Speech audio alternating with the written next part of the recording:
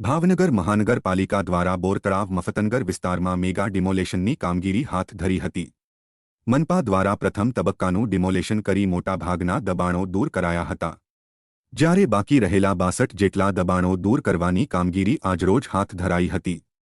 જે કામગીરી દરમિયાન મનપાની ટીમ સાથે ફાયર, પોલીસ સહિતનો કાફલો ઘટના સ્થળે ડિમોલેશનને લઈ મોટી સંખ્યામાં લોકોના ટોળા ઉમટી પડ્યા હતા।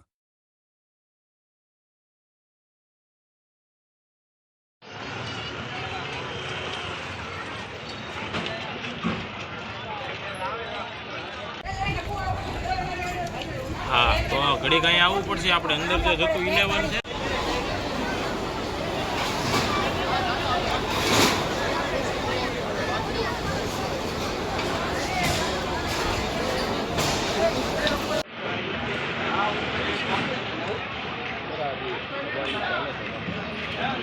मयूर दवे संदेश न्यूज़